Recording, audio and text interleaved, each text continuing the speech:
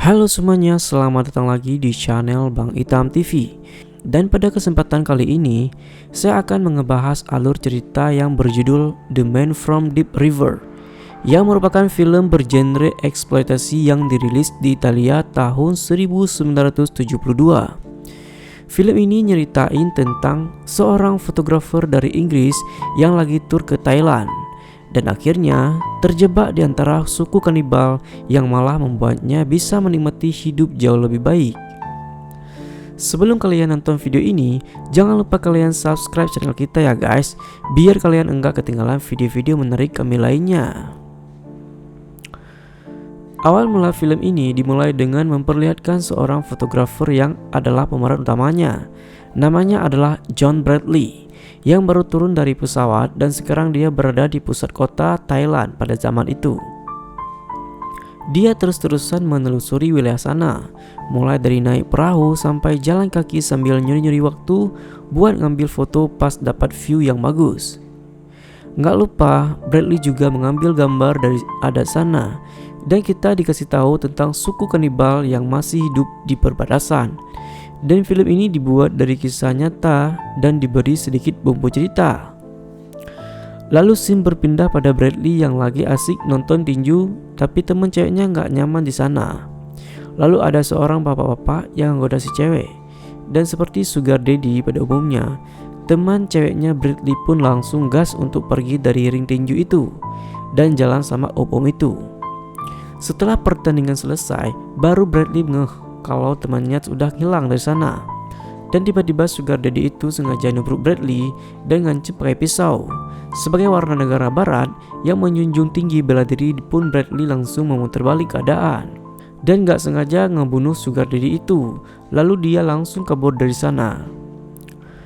Berlanjut pada Bradley yang akhirnya mengelilingi Thailand pakai kereta sambil nyari view yang bagus. Dan dia pun takut dicek sama polisi. Yang akhirnya dia pun pura-pura tidur. Pas udah nyampe, Bradley pun turun dan ternyata dia udah nyewa tour guide lokal yang namanya Chuan. Mereka berdua pun mulai trip ke daerah perbatasan yang tepatnya kayak sungai-sungai gitu. Tapi buat sampai ke sana, Bradley sama Chuan mesti naik motor karena jaraknya yang masih cukup jauh. Di jalan, Chuan dikejar sama bis yang ternyata disupirin sama bapaknya Chuan. Chuan yang barbar pun malah ngasih oleng motornya, yang akhirnya bis bapaknya pun masuk ke jurang. Mereka berdua pun tertawa. Dan saat mereka sampai di desa, Bradley pun nyuri-nyuri kesempatan buat ngambil foto kegiatan adat di sana, selagi Chuan nyiapin kano buat trip mereka. Lalu pas udah mau berangkat, Bradley pun diperingati buat jauh-jauh dari perbatasan. Tapi Bradley anggap enteng omongan owner kanonya dan ngasih uang tutup mulut karena sekarang Bradley lagi dicari-cari sama polisi. Karena kasus pembunuhan tadi, Bradley pun berdua doang sama Chuan di kano. Dan Chuan ngasih Bradley makan ular. Bradley yang baru nyadar pun langsung muntah dan ngasih minuman non halal buat si Chuan, biar si Chuan juga muntah.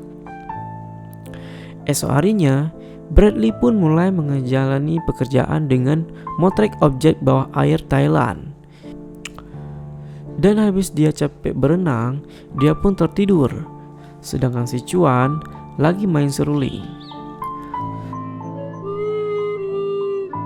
Pas sorenya, Bradley pun kebangun dan ngelihat si Chuan udah gak ada di kanonya. Dia pun kebingungan dan akhirnya dia ngelihat helm proyek punya Chuan dan inisiatif buat berenang ke sana. Tapi pas udah dekat, dia malah melihat mayatnya si Chuan dan langsung berenang makin cepat. Ternyata dia udah dikeker sama penduduk asli, dan pas udah di posisi, dia langsung kena jaring yang udah disiapin sama suku kanibal perbatasan. Dia pun dibawa ke desa sebagai manusia duyung. Kepala suku menyuruh buat mengantung Bradley, tapi posisinya masih di dalam jaring. Anak-anak barbar pun langsung mainin dia dengan dipencet-pencet pakai bambu. Keesokan harinya, Bradley memulai harinya dengan pemandangan yang gak enak, yaitu dia melihat 2 orang dari suku Kukuru yang lagi dieksekusi karena habis ngelakuin perlawanan dan akhirnya ketangkap. Lanjut pada siang harinya, dia dilihat sama gadis cantik dari suku itu. Cewek ini pun meminta ke bapaknya yang merupakan kepala suku buat ngelepasin Bradley karena Bradley itu cuma manusia biasa dan niatnya mau dijadikan budak sama cewek itu. Scene berpindah pada Bradley yang lagi dipaksa buat ngambilin sumber daya dari air. Tapi salah satu orang datang yang merintahin buat stop perpeloncoan si Bradley karena dia ternyata manusia biasa dan ia pun diikat di sebuah gubuk. Bradley ngerasa benar-benar gak nyaman karena tempat itu dipakai buat bikin ikan asin. Sedangkan cewek-cewek tadi itu ternyata namanya Mariah. Sekarang dia pun ngawasin Bradley yang mulai disuruh buat kerja serabutan. Mariah dengan senyumnya bisa ngasih tenaga buat Bradley yang akhirnya bisa kerja sesuai perintah. Pas lagi istirahat makan siang, Mariah nemuin Bradley yang diikat lagi di gubuk itu. Dia pun bawain makan tapi Bradley gak mau makan dan malah menggigit tangannya si Mariah. Mariah pun kepikiran sama Bradley terus-terusan, sedangkan seorang wanita tua nyamperin si Bradley yang ternyata bisa bahasa Inggris juga. Dia ngasih tahu Bradley kalau hari ini ada perayaan dan kalau mau kabur cepat pergi. Dia juga cerita kalau dia bisa bahasa Inggris karena dia diajari misionaris yang pada zaman itu datang ke sukunya. Setelah itu Bradley pun dilepas. Orang-orang suruhan kepala suku, dia pun keliling-keliling dan melihat pemandangan mantap, yaitu si Mariah dan teman-temannya lagi mandi. Dan setelah itu, tiba-tiba ada helikopter yang lewat yang bikin semua penduduk asli itu langsung kabur dan bersembunyi. Dan sedangkan Bradley malah manggil-manggil buat minta bantuan. Akhirnya setelah itu pun dia disikat sama para jagoan dari suku itu. Karena itu juga dia hampir dibunuh sama suku asli. Tapi si Mariah yang kayaknya udah suka sama Bradley langsung menahan orang yang berniat ngebunuh Bradley. Malam harinya si wanita tua yang lagi-lagi nyelinap gubuknya Bradley dan ngasih Bradley obat. Bradley bilang ke wanita tua ini buat nyariin dia kano supaya dia bisa kabur. Tapi wanita tua ini memperingati Bradley karena kalau dia timingnya salah atau gimana-gimana, entar malah jadi bumerang buat dirinya sendiri. Bradley pun langsung overthinking dan jadi mikirin dunia luar dan pesonanya sama desanya sekarang sama orang-orang yang baik-baik. Paginya pas Bradley lagi kerja, tiba-tiba ada orang jatuh ketimpa tangga. Dia pun langsung bantu orang-orang buat nyelamatin, tapi sayangnya orang itu nggak selamat dan akhirnya meninggal di tempat. Orang itu pun langsung dikremasi dan setelah acara kremasi, istri korban pun langsung dibuka bajunya dan digenjot sama salah satu orang dari suku itu yang ngelambangin wanita itu sekarang udah terlepas dari suaminya dan jadi janda kembang. Setelah wanita tua itu ngomong sama Bradley, langsung prepare buat kabur dari desa. Singkat cerita, setelah beberapa persiapan dia pun kabur dengan peralatan seadanya yaitu bambu runcing. Dan pas dia kabur pun ternyata ada yang lapor sampai akhirnya kelompok para perjuang pun pergi buat ngejar si Bradley. Singkat cerita Bradley bisa ngalahin ketua pejuang dari suku itu. Tapi karena dia udah kecapean, dia pun tepar di tempat. Dan pas dia bangun dia udah dikelilingi sama orang-orang dari suku itu. Dan kepala suku merintahin buat bawa dia balik ke kurungannya. Tapi jangan dibunuh karena sekarang dia bakalan gantiin ketua pejuang yang udah dia bunuh itu. Dia pun dikasih hukuman sementara yaitu dipasung di kepalanya pakai bambu dan dijemur kayak ikan asin sampai dia dehidrasi parah. Untung ada wanita tua yang bisa ngobatin dia. Dan keesokan harinya, pas lagi kerja bikin ikan asin, dia pun dipanggil sama kepala suku dan disuruh buat makan otak monyet. Dan setelah itu, dia lakuin. Sekarang dia resmi jadi barisan para pejuang dari suku itu. Setelah dilantik, akhirnya dia nggak perlu kerja rodi lagi. Tapi tiba-tiba ada laporan kalau anak kecil lagi sekarat. Dia pun ikut mengecek ke sana dan ternyata di sana udah ada dukun desa yang berusaha ngobatin anak ini dengan ilmunya. Dia bilang kalau anak ini kesurupan makhluk iblis. Tapi Bradley yang lebih ngerti pengobatan modern langsung turun tangan dan ngobatin anak yang nggak bisa nafas itu. Akhirnya anak itu bisa diselamatin. Kepala suku makin senang sama dia. Sedangkan dukun desa jadi ilfil karena iri. Keesokan harinya pun diadain sayembara untuk para pejuang dapetin Maria jadi istrinya. Singkat cerita, Bradley bisa ngambil bunga yang ada di tangan Maria, dan kini mereka pun menikah.